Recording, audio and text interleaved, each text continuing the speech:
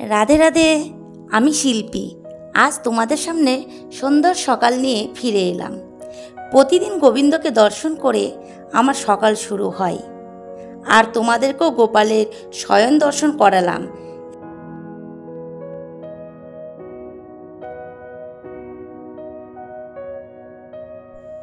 এখন ঘন্টা বাজিয়ে ঠাকুরকে জাগিয়ে নিলাম।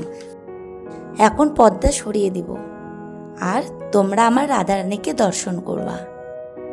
আর রাধারানীকে দর্শন করে আমার মনটা শান্তিতে ভরে যায়।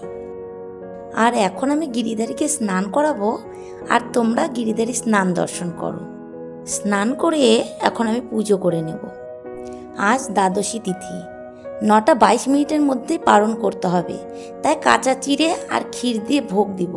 কাল রাতে ক্ষীর তৈরি করে আমি ফ্রিজে রেখে দিয়েছিলাম, আর ভেজানো ছোলা আর আমন্ড দিয়ে দিব। আর প্রতিদিন রাতে ছোলা ভিজিয়ে রাখি আর আমন্ড ভিজিয়ে রাখি, আর প্রতিদিন সকালে ছোলা আর আমন্ড গোবিন্দকে ভোগ লাগিয়ে আমরা প্রসাদ পাই। এখন এই কাঁচা চিড়ে আর এই ক্ষীরটা ভালো করে মেখে নেব। মেখে এখন গোবিন্দকে নিবেদন করে দেব। তার সঙ্গে আমন্ড আর কাঁচা ছোলা দুটো মিলিয়ে ভোগ দিয়ে দেব। আর আজ সকালে অন্য কিছু আর তৈরি করব না। সকালে যে চিড়ে ভোগ দিয়েছি সে প্রসাদ সবাইকে খেতে দেব। আর কাল রাতেই মেয়ে বলে দিয়েছিল, মা তাড়াতাড়ি রান্না করে ভোগ লাগাবা, তাই সকাল সকাল রান্না করতে চলে এলাম। আর রান্না শেষ হওয়ার পরই তোমাদের দাদা চলে এলো। তোমার দাদাকে বললাম, আজকে ভোগটা তুমিই লাগিয়ে দাও। আর আজ রান্না করেছি কাঁঠাল দিয়ে ছোলার ডাল, আর মূলো শাক ভাজা, পটল ভাজা, করলা আলু সিদ্ধ, আর চালের বড়ি ভাজা। জানো তো, সারাটা দিন আমার এমনভাবে কাটে আমি বুঝতেই পারি না। সারাটা দিন গোবিন্দের কাজে আমি এত ব্যস্ত থাকি, কিভাবে সময় কেটে যায় আমি বলতেই পারবো না। তবে একটা কথা বলি, গোবিন্দের সেবা কাজ করতে আমার ভীষণ ভালো লাগে। আর ঠাকুর ঘরে আসলে মনে হয় যেন স্বর্গে এলাম। এত শান্তি আর কোথাও পাওয়া যাবে না। আর গোপাল সোনাদেরকে ছেড়ে কোথাও যেতেও ইচ্ছে করে না। আর জানো তো, গোবিন্দের কথা বলতে আমার খুব ভালো লাগে। মনে হয় যেন সবসময় গোবিন্দের কথা তোমাদের সঙ্গে গল্প করি। তাই তোমাদের কাছে এসেছি, তোমরা আমাকে আপন করে নিও। আর তোমাদের সাথে কথা বলতে বলতে ঘরের কিছু কাজ করে নিচ্ছি।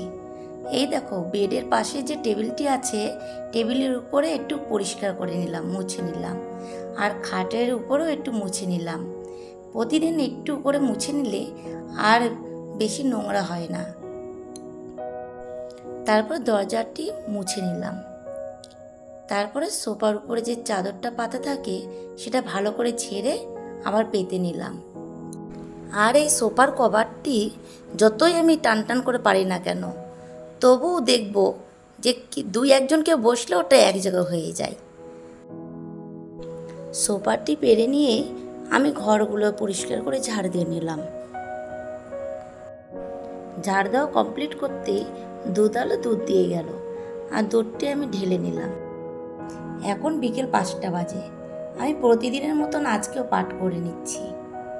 আর পাঠের শেষেই আমি আবার গোপালকে ভোগ দিয়ে দেব।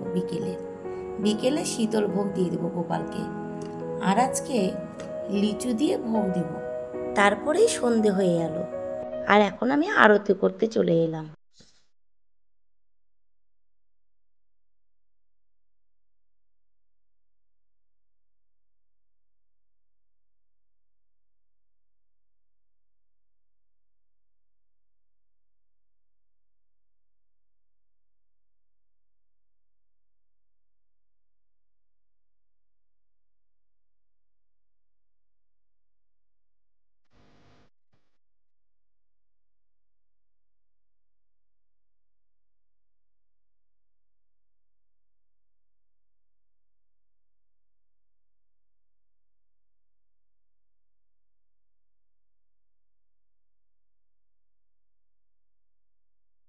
আর আরতি সমাপ্ত করার পরেই গোবিন্দকে ভোগ লাগিয়ে দিলাম।